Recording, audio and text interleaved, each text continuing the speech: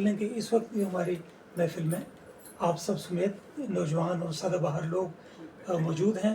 میں آپ سب کو خوش آمدید کہتا ہوں. اور ہمارے میزبان اس ادارے کے چیئرمین میاں محمد جاوید صاحب کا دست شفقت میرے سر پہ ہوتا ہے اور ہم بہت عمدہ پروگرام ہم دیکھ رہے ہیں کر اور ہمت ہوتی ہے آگے بڑھنے کی. آپ لوگوں کے وقت پہ آنے سے ہم بھی اپنے آپ کو مربوط کر لیتے ہیں اور ترتیب دے لیتے ہیں. آپ دوستوں کا بہت شکریہ. آج کی تقریب کی صدارت فرما رہے ہیں ملک کے ممتاز شاعر دانشور پروفیسر جلیل علی صاحب ہمارے درمیان موجود ہیں. اور مہمان خصوصی پیر صاحب تھے، وہ کہیں مصروف ہو گئے. ہمارے لیے تو پیر بھی ادریس آزاد صاحب ہیں اور مہمان خصوصی بھی ہمارے ادریس آزاد صاحب ہیں. آپ کا اختصاص جو ہے حضرت علامہ اقبال کا فن و شخصیت ہے اور ان کے کارہائے نمایاں ہیں. اور ایک وقت آئے گا انشاءاللہ ہم کسی اور خاص موقع پر ان کا لیکچر ہم ان سے سنیں گے. آج بھی ہم ان سے امید رکھتے ہیں کہ جب ان کی باری آئے گی تو ہم ان سے سیر حاصل موضوع پر سیر حاصل گفتگو کریں گے اور ان سے سنیں گے. میں بغیر کسی تمہید کے پہلی نشست میں جو مجلس مذاکرہ ہے جس کا عنوان ہے مادر ملت کی شخصیت نوجوانوں کے لیے مشعل راہ ہے، اور میں افشاں عباسی صاحبہ سے درخواست گزار ہوں کہ وہ اس موضوع پر مذاکرے کی جو گفتگو ہے اس کا آغاز کریں. افشاں عباسی. آپ کی اجازت سے ساری صدر کی اجازت سے ٹھیک ہے. جیسا کہ ابھی ہمیں پتا ہے کہ یہ 5 جولائی نوجوانوں کا وہ ہے اور محترمہ فاطمہ جناح کی آج برسی، مطلب ان کی 9 جولائی برسی کا دن ہے، برسی ہے ان کی آج. تو اگر دیکھا جائے تو محترمہ فاطمہ جناح قائد اعظم سے 17 سال چھوٹی تھی، اور لیکن جس وقت پاکستان بنا ہے تو بھی وہ عمر کی کئی سیڑھیاں وہ طے کر چکی تھی، لیکن ان کی ہمت نوجوانوں سے زیادہ جمع تھی اور انہوں نے ہر قدم پہ ساتھ دیا قائد اعظم کا تحریک پاکستان کے حوالے سے. اور کیا نام ہے، خاص طور پہ خواتین کو کہ جو تنظیمیں تھیں یا جو ان کے جلسے ہوتے تھے ان کو منظم کرنے میں. اب ایسے میں ملکی دورے کرنا یا کرنا، انہوں نے اپنی عمر کو اس کے آگے نہیں لائی، بلکہ ان کی جو ہمت تھی وہ نوجوانوں سے زیادہ تھی، تو اس مشعل راہ تو وہیں سے ہو گئی.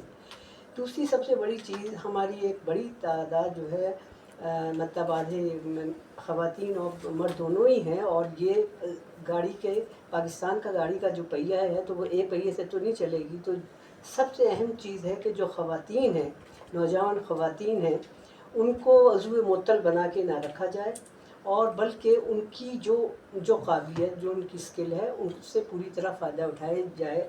گنتی کی چند خواتین اس میں نہیں آتی، ٹھیک ہے، گاؤں دیہات میں بھی خواتین کھیتوں میں بھی جاتی ہیں، لیکن اس منظم انداز سے کیا سب کو اس طرح تعلیم وہ حاصل کر رہی ہیں، یا کسی بھی جس شعبے میں وہ ہیں کیا اس میں ان کو پورے مواقع مل رہے ہیں کہ وہ آگے بڑھ سکیں، یا اس میں کہیں مروت، کہیں کیا نام ہے ہم مدد کے نام پر نہیں، ان کی ایبلٹی سے ان کو پورا فائدہ اٹھانے کی مواقع دیے جائیں. تو کوئی بھی چیز جو ہے وہ پہلے ایک دن سے نہیں ہوتی. پاکستان بنا ہے تو آدھا ادھورا یا لنگڑا پاکستان تو نہیں چلے گا نا. اس کے چلنے کے لیے مرد عورتوں دونوں کو مل کے اپنے اپنے فرائض، میں یہ نہیں کہتی کہ اپنے گھر کو الٹا دیں اور نہ کریں، لیکن اپنا جو ان کے فرائض ہیں، اولاد کی بہترین تربیت، اولاد کی تعلیم کا خیال رکھنا، اس سے جو بچے اگر گھر میں بھی ہے، کوئی ضرورت نہیں کہ ملازمت پر، گھر میں ان کے لیے 10 چیزیں ہیں کام کرنے کے لیے، مطلب جو ہنر ڈھنگ کی چیزیں ہیں، ان کے لیے ضروری نہیں کہ جا کے درزی سے چلوائے، کپڑے سینے انہیں آتے ہوں، کھانا پکانا انہیں آتا ہو، پڑھنا لکھنا آتا ہو، بچوں کو پڑھانا آتا ہو، بچوں کی تربیت دینا آتی ہو. تو اگر آپ تربیت صحیح کریں گے تو یقیناً وہ جو نئے نوجوان نسل ہے اس کو پتہ چلے گا کہ میرے دن کا مجھے اپنا اس دن کا مصرف کس طرح نکالنا ہے. کیا مجھے ٹیلی فون پہ یا موبائل پہ لگے کونے میں اردو بیٹھ کر کے بس سنتے رہنا ہے، یا مجھے اس ایک منٹ کو اپنے حساب سے پازیٹیو طریقے سے اس کو صرف کرنا ہے. اور ابھی ہمارے یہاں کا سب سے بڑا مسئلہ جو میری نظر میں اور جس پہ میں کافی کوشش بھی کر رہی ہوں لکھنے یا بولنے کی، وہ یہ ہے کہ کیا ہم اپنے وقت کو صحیح طریقے سے صرف کر رہے ہیں، چاہے وہ عورتیں ہیں، چاہے بچے ہیں، چاہے مرد ہیں یا نوجوان ہیں، نوجوان لڑکے لڑکیاں ہیں۔ جب اللہ تعالیٰ ایک ایک منٹ کا آپ کا حساب لے گا کہ آپ نے دنیا میں بھیجا ہے تو آپ نے کیا کیا، تو اس میں ہم یہ نہیں کہہ سکتے کہ جی میں 12 بجے تک سوتا رہا تھا، پھر میں نے اٹھا یا میں اٹھی اور میں نے کھانا کھایا، پھر میری تو آنکھ ہی نہیں کھل رہی تھی، یہ سب کہانیاں نہیں۔ پہلے 7 بجے لازمی اسکول لگ جاتے تھے، ہم اسکولوں کو پہنچ جاتے تھے، اب 12 بجے تک دکانیں بند ہوتی ہیں۔